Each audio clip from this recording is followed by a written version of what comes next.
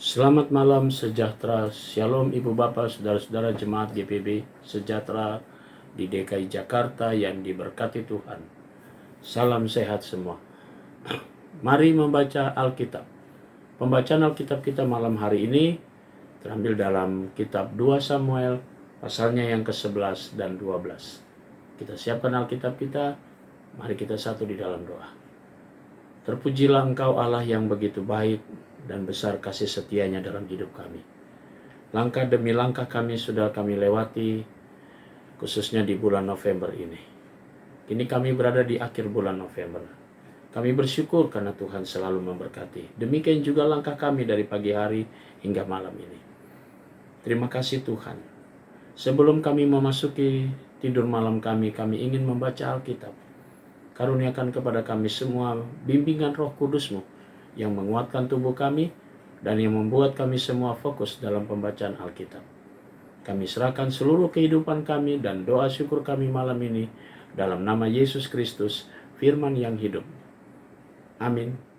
Pembacaan Alkitab dari 2 Samuel 11 dan 2 Samuel 12. 2 Samuel 11, Daud dan Betseba.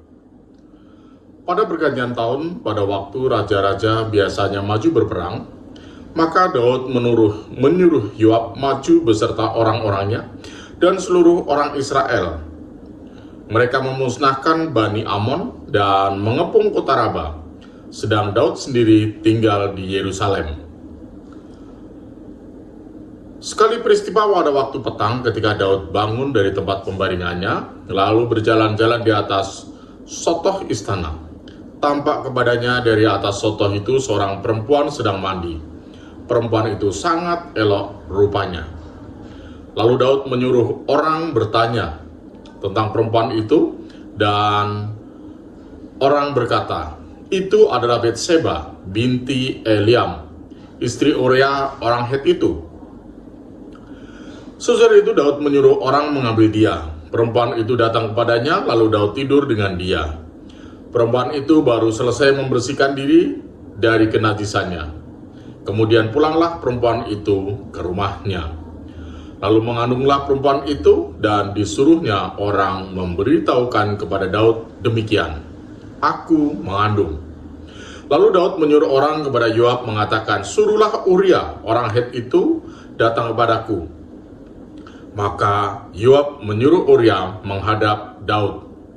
Ketika Uria masuk menghadap dia, bertanyalah Daud tentang keadaan Yoab dan tentara dan keadaan perang.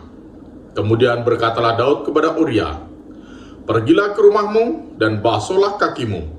Ketika Uria keluar dari istana, maka orang menyusul dia dengan membawa hadiah raja.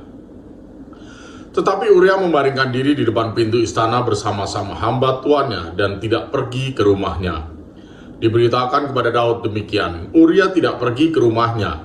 Lalu berkatalah Daud kepada Uria, bukankah engkau baru pulang dari perjalanan? Mengapa engkau tidak pergi ke rumahmu? Tetapi Uria berkata kepada Daud, tabut serta orang Israel dan orang Yehuda diam dalam pondok. Juga tuanku Yoab dan hamba-hamba tuanku sendiri berkemah di padang. Masakan aku pulang ke rumahku untuk makan, minum, dan tidur dengan istriku? Demikian demi hidupmu dan demi nyawamu, aku takkan melakukan hal itu. Kata Daud kepada Uria, tinggallah hari ini di sini.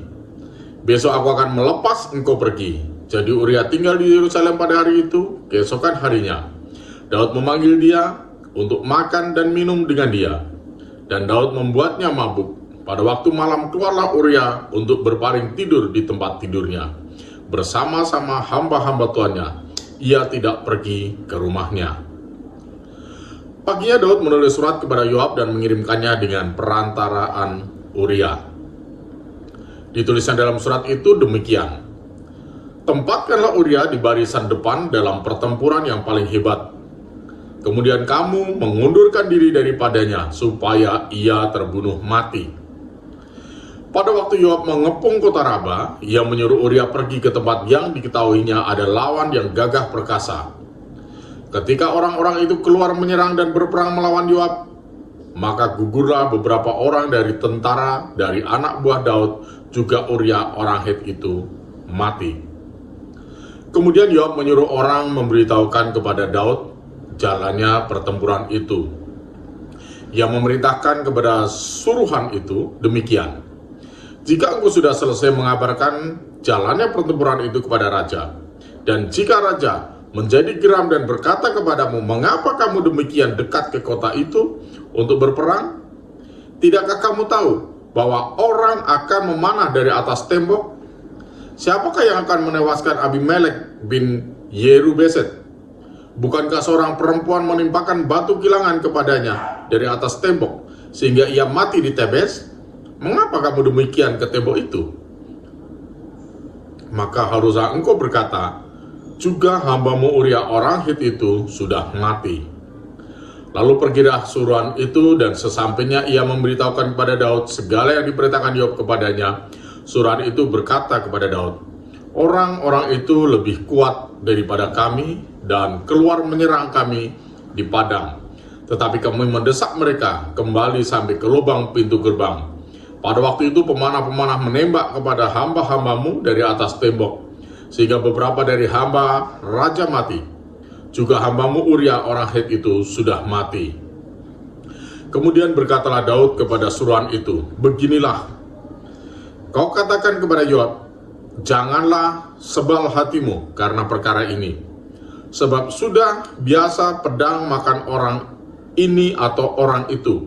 Sebab itu perhebatlah seranganmu terhadap kota itu, dan runtuhkanlah itu. Demikianlah kau harus kuatkan hatimu. Kita dengar istri Uria bahwa Uria suaminya sudah mati, maka merataplah ia karena kematian suaminya itu. Setelah lewat waktu berkabung, maka Daud menyuruh membawa perempuan itu ke rumahnya.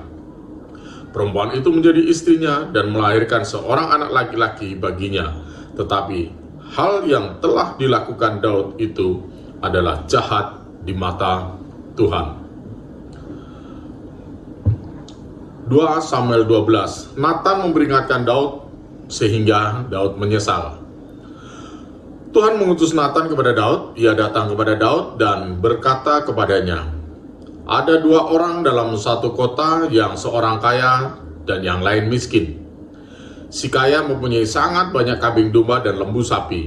Si miskin tidak mempunyai apa-apa selain dari seekor anak domba betina yang kecil, yang dibeli dan dipeliharanya. Anak domba itu menjadi besar padanya bersama-sama dengan anak-anaknya.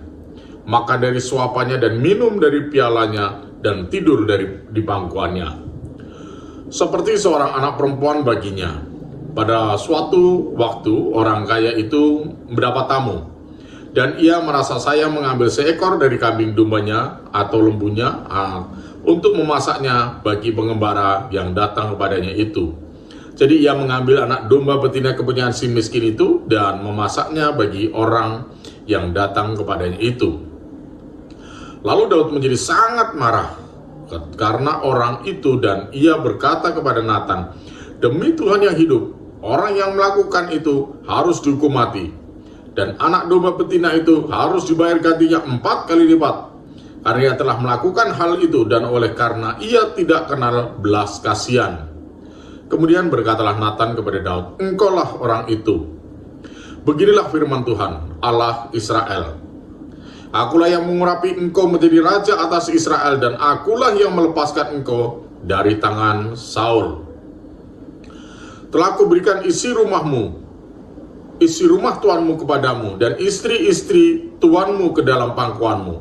Aku telah memberikan kepadamu kaum Israel dan Yehuda, dan seandainya itu belum cukup, tentu ku tambah lagi ini dan itu kepadamu. Mengapa engkau menghina Tuhan dengan melakukan apa yang jahat di matanya? Uria orang Het itu kau biarkan ditewaskan dengan pedang, istrinya kau ambil menjadi istrimu, dan dia sendiri telah kau biarkan dibunuh oleh pedang Bani Amon.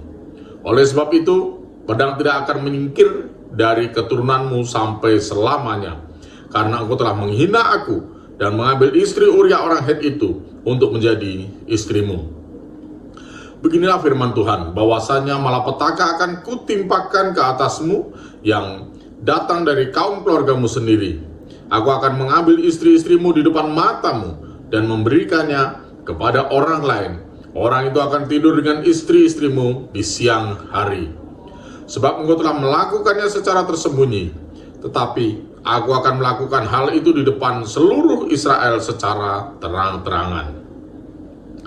Lalu berkatalah Daud kepada Natan, aku sudah berdosa kepada Tuhan. Dan Natan berkata kepada Daud, Tuhan telah menjauhkan dosamu itu, engkau tidak akan mati.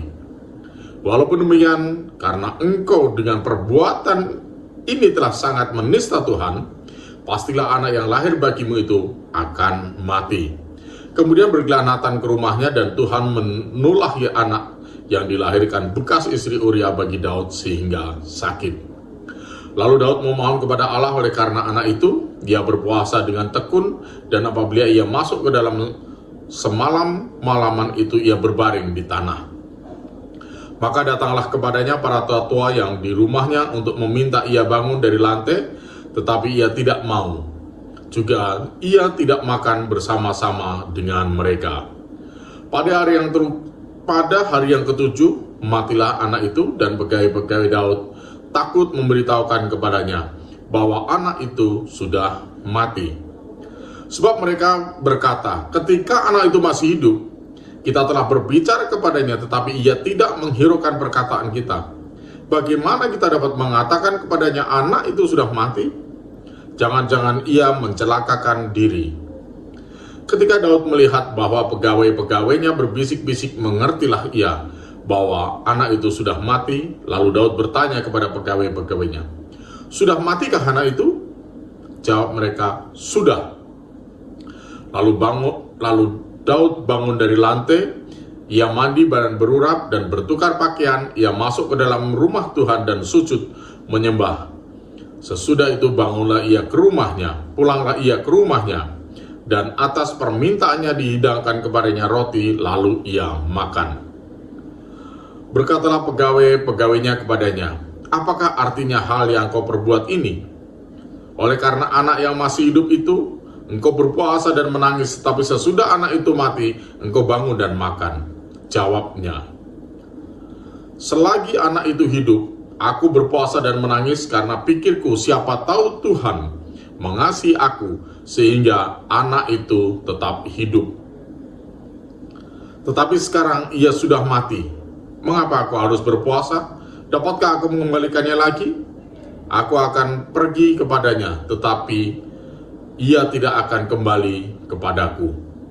Kemudian Daud menghibur hati Betseba istrinya. Ia menghampiri perempuan itu dan tidur dengan dia. Dan perempuan itu melahirkan seorang anak laki-laki. Lalu Daud memberi nama Salomo kepada anak itu. Tuhan mengasihi anak ini. Dan dengan perantaraan Nabi Natan, ia menyuruh menamakan anak itu Yedija oleh karena Tuhan.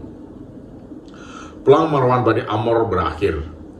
Yoab berperang melawan Raba, kota Bani Amon, dan ia merebut kota kerajaan. Lalu Yoab menyuruh orang kepada Daud dengan pesan, aku berperang melawan kota Raba dan telah merebut pula kota air.